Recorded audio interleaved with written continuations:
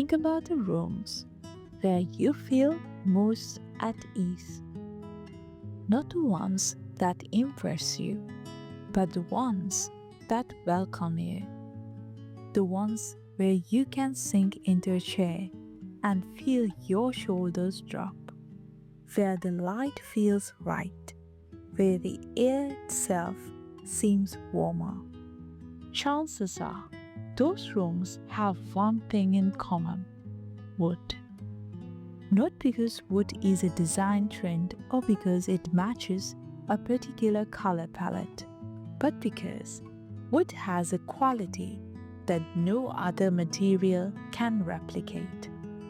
It is alive, or rather, it was alive, and it carries that memory with it. A wooden beam, a wooden table, a wooden carving. These things bring the outside in, not as a thing, but as a presence. They connect us, without our even realizing it, to something older and slower than ourselves. This is the starting point for understanding wooden furniture and decorations. They are not just functional objects. They are not only just decorative accents. They are a way of bringing nature into the constructed world, of softening the hard edges of architecture with something that breathes. A room without wood can feel sterile, no matter how well designed. A room with wood feels grounded. It has roots, even if those roots are invisible, buried in the grain of a tabletop or the curve of a chair leg. The range of expression within wooden furniture is enormous, and it begins with the wood itself. Each species has its own character, its own voice. Pine, for example, is approachable and forgiving.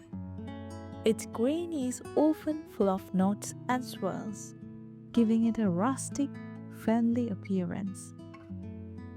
It takes paint well, but it also is beautiful left natural, aging to warm honey tone over time. Pine furniture feels casual, unpretentious. It is the wood of farmhouse tables, of simple shelving, of pieces that are meant to be used hard and loved well. Oak is different. Oak is bold and strong, with a prominent grain that announces itself.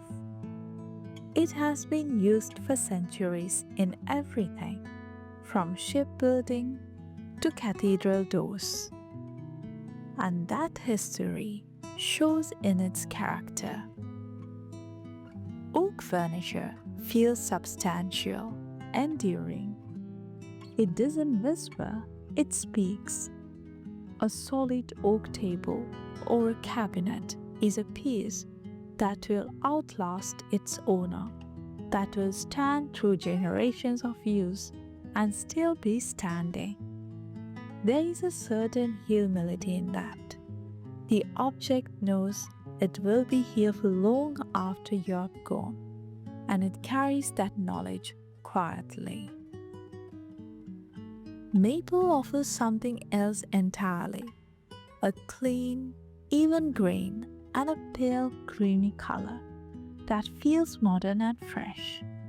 It is the wood of minimalist design, of Scandinavian simplicity, of pieces that want to recede and let other things shine. A maple bookshelf doesn't compete with the books it holds, it frames them. A maple dining table is a neutral stage for meals and conversation. It is wood at its most accommodating. Walnut is the poet of the forest. its rich, dark chocolate color, and often swirling, dramatic grain make it a wood for statement pieces. A walnut sideboard or a coffee table doesn't blend into the background. It commands attention. It asks you to look, to touch, to appreciate the complexity of its figuring. Walnut is for pieces that want to be noticed, that reward close inspection with new discoveries in the grain. Cherry has a quieter magic. It begins as a pale pinkish wood, and over the years it deepens into a rich russet red.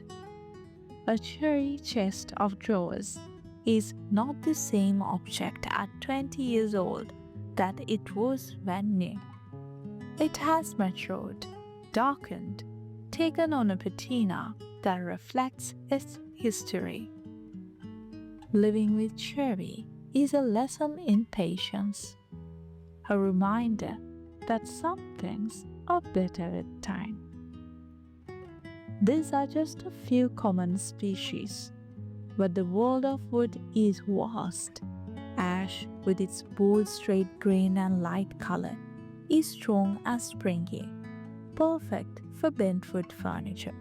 Hickory, with its wild dramatic grain and extreme hardness, is the wood of rustic cabins and heavy-use pieces.